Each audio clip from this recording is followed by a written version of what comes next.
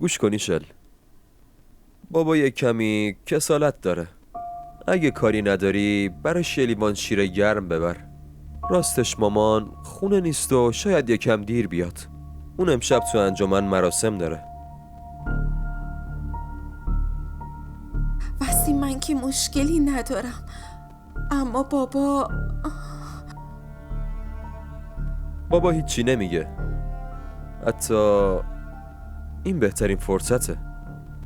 شاید اگه بابا خدمت تو ببینه دلش باهات نرم بشه.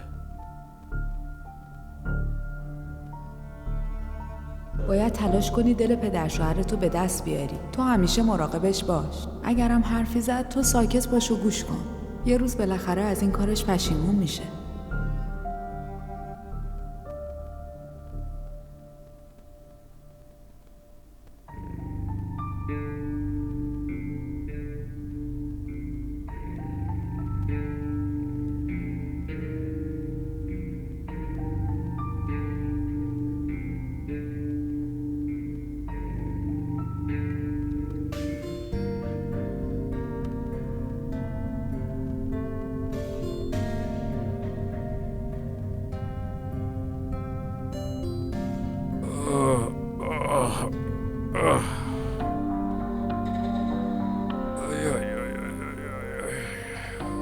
چقدر درد میکنه.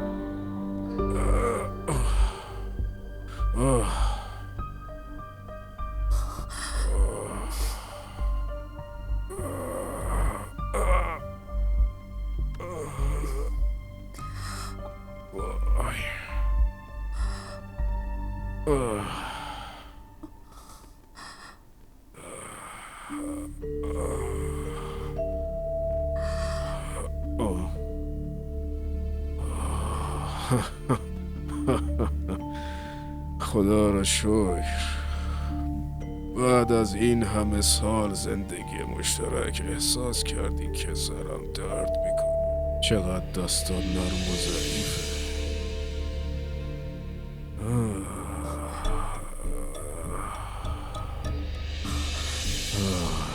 خیلی خوبه، خیلی خوبه. تموم درد از بدنم پر کشید و رفت. بابا منم.